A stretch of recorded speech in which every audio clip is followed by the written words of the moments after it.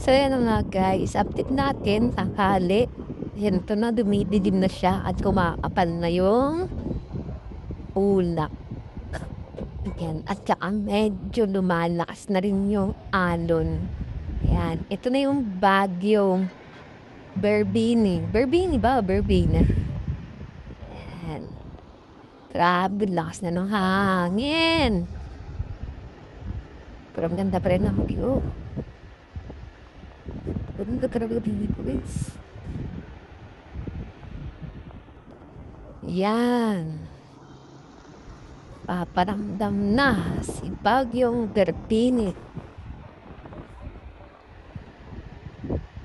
Yan, happy natin na yung anak.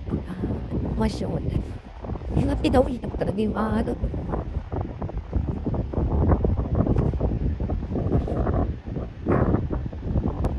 Ang galing nung ano.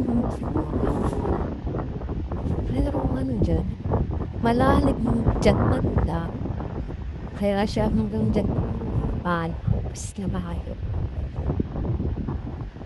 Siya pang diretso dito sa tabi.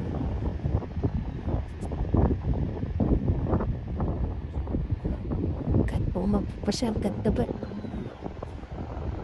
Mamaya kapitan, mamaya. Palapit na kasi pagbugape. So, yun na nga guys. Update tayo ulit sa Bagyong Berdini. Ano ba yun? Matagal na. Nakakalimutan mo na pangalan ni Bagyo. So, alas 2. Ito na nga yung sitwasyon. Lalong lumalakas yung ulan. Pero, bukas pa, maglalandfall dito sa Negros. Yung Bagyo. Yan. So, nasa ano pa siya ngayon? Nasa Samar. Pero, ramdam na. Ramdam na ngayon dito sa Negros. Occidental. So, siguro kailangan na natin na maghanda sa paparating na bagyo. Pero feeling ko dito guys kasi first time ko lang makapunta dito. Kasi maraming mga bukid na matataas. Ewan ko lang kung lalakas pa yung bagyo pag dumana dito. Dahil matataas yung mga bundok dito, yun o. Matataas. Pero syempre, nandito na sa gilid ng karagatan. May possible pa rin na mararamdaman natin yung bagyo. Alon. Yan.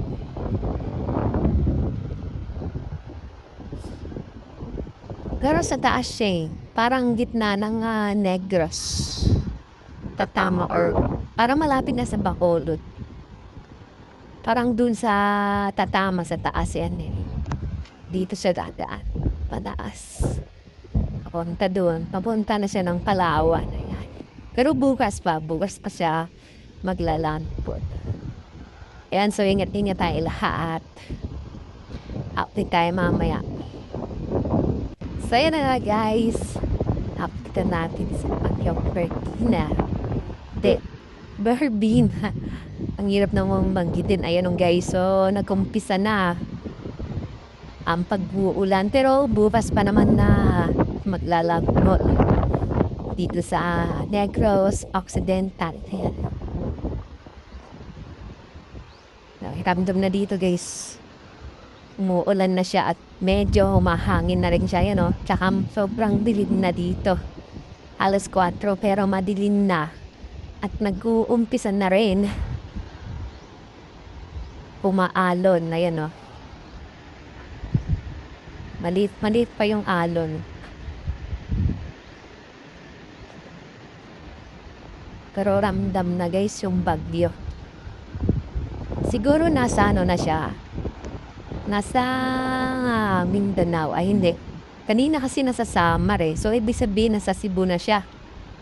Ayun, nasa Cebu. Tamang-tama talaga guys. Bukas nandito na siya sa Negros Occidental.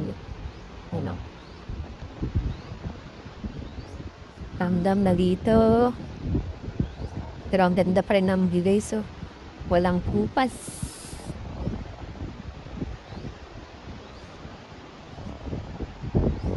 Tapos ano pa guys, nag-alboroto pa yata yung yung Vulcan Kanlaon.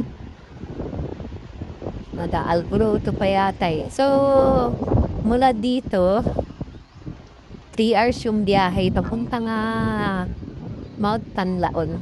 Yan, nasa likod ng dito eh, nasa likod. Sa likod nun. Malapit sa may Bacolod. So, 3 hours bibiyahin papuntang Mount Kanlaon mula dito. So, may bagyo na, nag-aalboruto pa, yung Vulcan Kanlaon. Tuloy pa rin yung update natin, guys. Kaya, keep safe sa lahat ng mga taga-Negros. Bye-bye! So, guys, update natin na si Bagyong Berbina.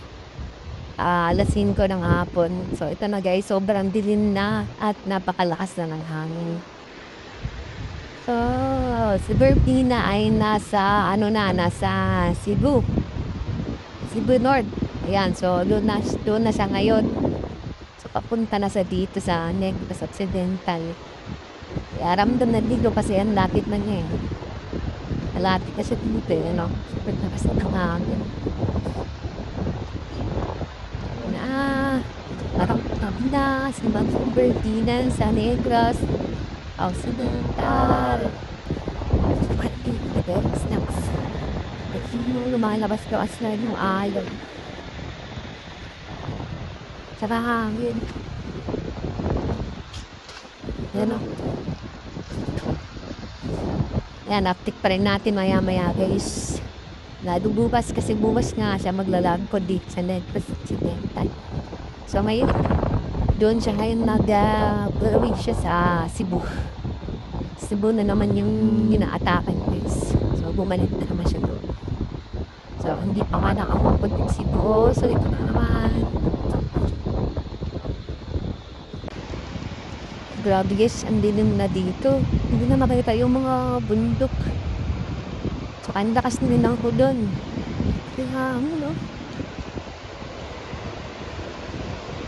Pero bukas pa naman maglalandfall. Pero nasa Cebu na siya eh. Papunta na rin dito. Tanood mo na sumabog yung Mount Kanlaon kasi na iba nagalit na hindi. Eh, umuulan. Hirap yung pag naulan tapos na yung Mount Kanlaon, huwag naman sa